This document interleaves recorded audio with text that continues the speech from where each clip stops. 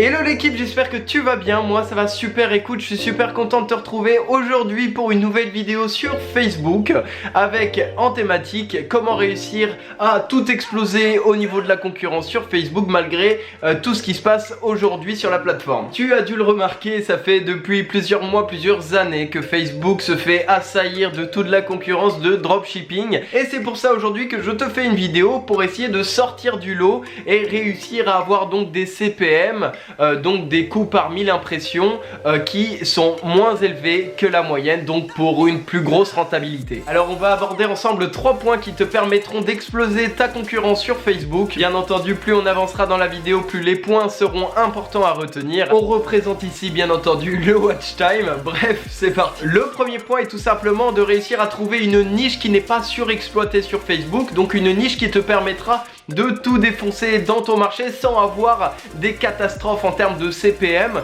tout simplement parce que tu n'auras pas énormément d'annonceurs concurrents qui feront la même chose que toi, donc tu pourras aller attaquer sur des sizes qui seront complètement différents que ta concurrence. L'idée par exemple ici, ça peut être à la fois donc d'être sur des produits qui sont assez originaux par rapport aux autres, mais aussi de tester un autre marché ou un autre pays, comme par exemple la Pologne, qui sont des pays un peu sous-exploités en termes de dropshipping et en termes de e-commerce, alors que justement la population est extrêmement apte à acheter sur internet. Donc ça peut être vraiment profitable pour toi d'essayer des choses un peu différentes qui peuvent justement te permettre d'avoir des rendements super intéressants. Le deuxième point est tout simplement d'essayer de nouveaux intérêts qui sortent de ton habitude. C'est-à-dire que par exemple tu vends une montre connectée, donc tu as très certainement essayé les intérêts montres, informatique, etc., donc des intérêts liés au final à ton produit, ce qui est logique. Moi aujourd'hui ce que je te conseille de faire, c'est dans tes testings essayer des intérêts qui n'ont rien à voir avec ton produit.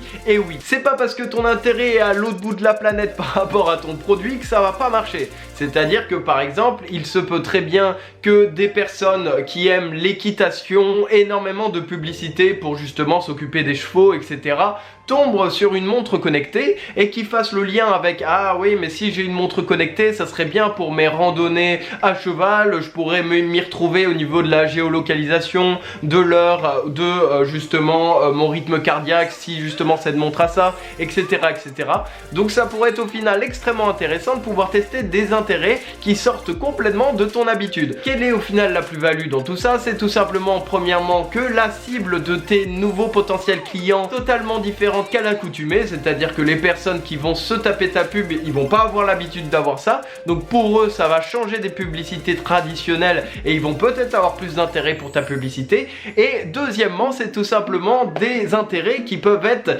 complètement hors view, c'est-à-dire des intérêts qui sont quasiment impensables pour les autres marques et les autres concurrents, c'est-à-dire qu'ils se diraient pas ah bah allez je vais attaquer cet intérêt, donc ça voudrait dire que les CPM sur cet intérêt là seront très faibles par rapport à des intérêts comme par exemple l'intérêt montre qui doit être à mon avis beaucoup plus utilisé que des intérêts sur l'équitation. Troisième point et le point le plus important, c'est justement d'essayer de faire varier tes placements sur Facebook.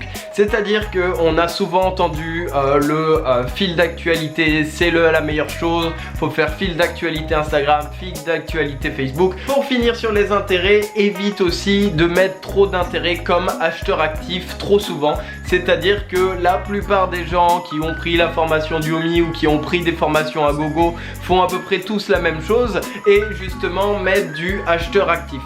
Certes, la section acheteur actif, c'est des personnes qui achètent peut-être effectivement plus facilement, car c'est des gens qui ont déjà acheté par le biais de Facebook Ads par exemple. Mais c'est aussi des intérêts qui sont extrêmement demandés par la concurrence. Donc encore une fois, si tu veux limiter tes CPM, il faudrait éviter d'aller sur des intérêts tels que acheteur actif pour essayer de faire des ventes. Donc à partir de ce moment-là, tu l'as compris, c'est éviter de faire comme tout le monde. Le dernier et troisième conseil, bien entendu le meilleur, c'est de diversifier tes placements publicitaires Facebook. C'est-à-dire qu'on a trop souvent entendu parler du oui, il faut faire fil d'actualité Facebook, fil d'actualité Instagram, il n'y a que ça de vrai, il n'y a que ça qui marche, etc. C'est faux! il n'y a pas que ça qui marche. C'est-à-dire que déjà, premièrement, ça dépend de l'audience que tu tapes. Par exemple, si c'est des personnes qui sont plus âgées, elles tomberont moins facilement comme nous, les jeunes, sur le fil d'actualité à toujours scroll.